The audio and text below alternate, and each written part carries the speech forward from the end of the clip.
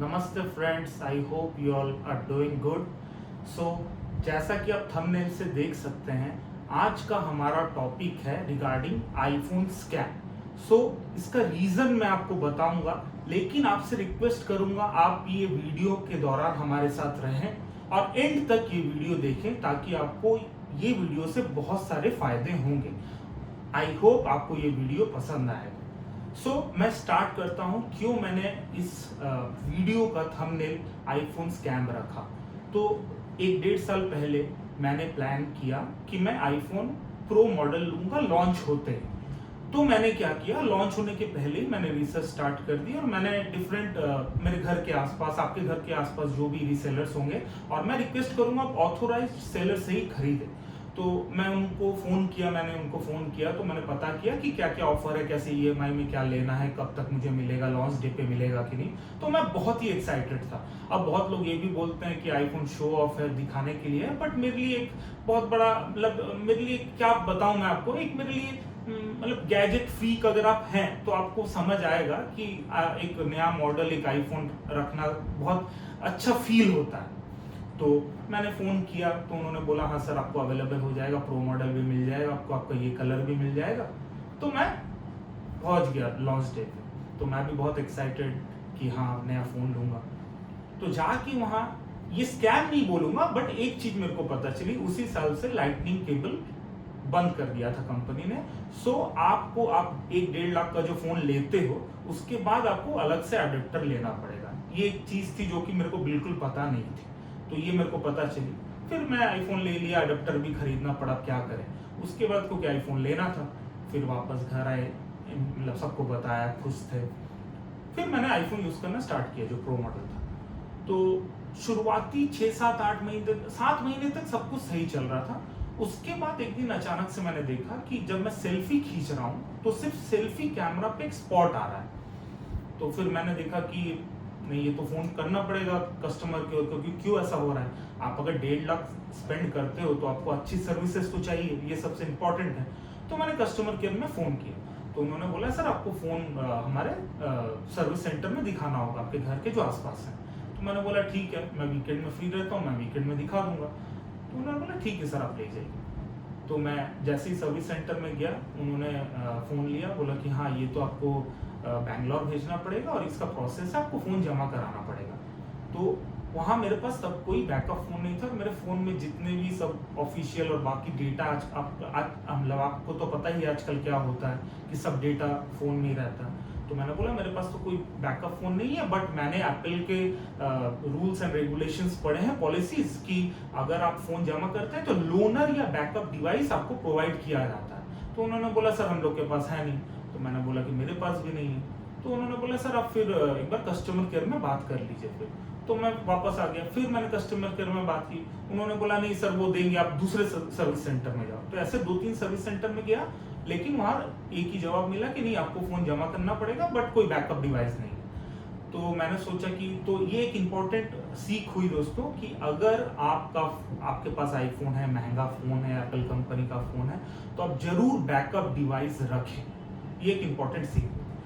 तो मैंने बोला ठीक है, फिर मेरे पास तो अभी है नहीं, लेकिन आपको देना चाहिए, तो वहाँ अवेलेबल नहीं है। तो और एक कस्टमर के रिप्रेजेंटेटिव से मेरी बात हुई, उन्होंने कहा कि सर आप इस बार जाइए, वो आपको प्रोवाइड कर देंगे विदाउट एनी इन्फॉर्मेशन। फिर मैं गया, तो ऐसे मेरे 3-4 विजिट्स हुई, बट मेरा काम नहीं हुआ। फिर मैं 2-2.5 महीने के लिए पूरा बिजी हो गया था किसी काम के लिए, पर्सनल काम की वजह से। उसके बाद मेरा एक्सपायरी डेट भी 1 साल का ओवर हो गया। अब यूजुअली क्या होता है कि एप्पल में पहला साल आपको जो भी सर्विसेज हैं, जो भी कुछ चेंजेस हो गए या कुछ प्रॉब्लम आएगी, हार्डवेयर सॉफ्टवेयर एनीथिंग, तो आपको वो लोग फ्री में करेंगे, सर्विस प्रोवाइड करेंगे। लेकिन अगर आपने एडिशनल एप्पल सर्विसेज नहीं ली तो आपको पेमेंट करना पड़ेगा आफ्टर 1 ईयर। तो फिर 2-2.5 महीने बाद मैं देख रहा हूँ कि प्रॉब्लम और बढ़े जा रही है।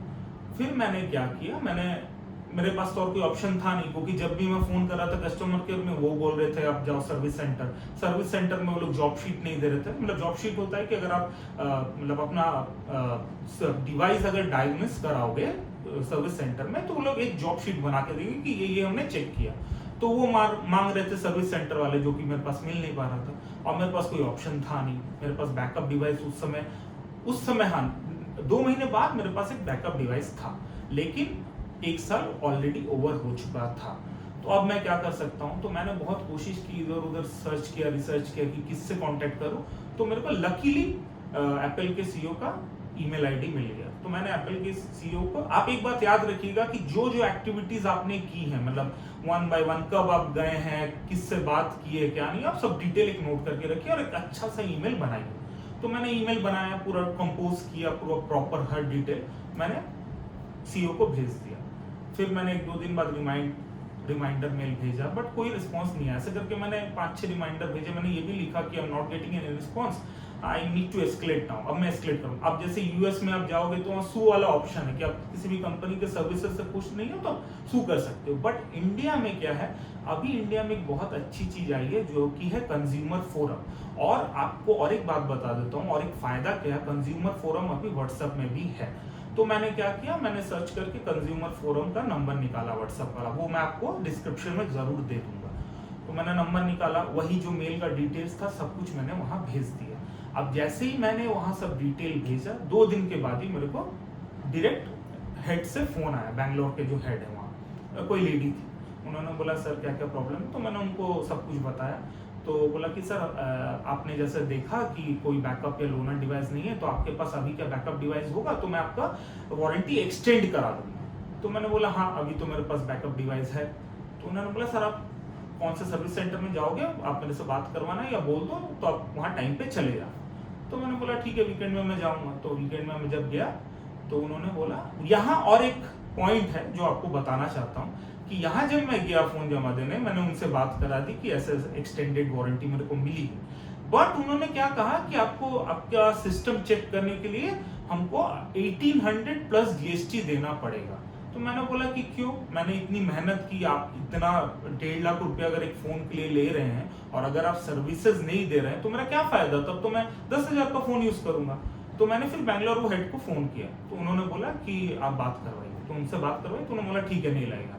ये सब बातें आपको जान के रखनी पड़ेगी, क्योंकि आप इतना हार्ड एंड मनी अगर स्पेंड कर रहे हो तो आपको ये सब बातें पता होनी चाहिए। क्योंकि इसलिए मैंने ये स्कैम लिखा है, क्योंकि ये आईफोन के बारे में नहीं है, इसके फीचर्स या इसके मतलब ड्यूरेबिलिटी इसके बारे में नहीं है, सर्विसेज के बारे में, स्पेशली सर्विस सेंटर के लिए ये मैं आपको क्लियरली बता दे रहा हूँ। उसके बाद फिर वहां भी मेरे को बैकअप डिवाइस नहीं मिला। और एक बात मैं आपको बतानी भूल गया कि मैंने जब लेडी से बात की थी, उनसे मैंने ये भी पूछा था कि मेरे फोन में तो मेरा लैपटॉप अभी खराब है तो मैं बैकअप नहीं ले पा रहा हूँ, तो मेरे फोन में जो डेटा है वो लोग बैकअप कर देंगे, मेरे पास हार्ड ड्राइव है। तो उन्होंने तब हाँ बोल दिया था, लेकिन वहां जाके उन्होंने बोला कि नहीं, तो जितना बैकअप ले पाया मैक्सिमम मैं बैकअप नहीं ले पाया, और मेरे iCloud में भी जगह नहीं थी, तो जितना भी हो सका मैं सेव कर पाया फोटोज। अभी होती तो और अच्छे वीडियोस भी शेयर करता। एनीवेज, तो coming back to the story, तो फिर मैंने उनको फोन जमा दे दिया और 10-12 दिन बाद मेरा फोन पूरा कैमरा वैमरा बाकी सब डायग्नोस्टिक हो गए। अब इस वीडियो से क्या पता चलता है, एक बात कि आप जब भी एप्पल का या कोई भी महंगा प्रोडक्ट खरीदो तो प्लीज अच्छी तरह से रिसर्च करो। क्योंकि जैसे मैं फोन खरीदने गया, अडेप्टर के बारे में आपको पता नहीं था।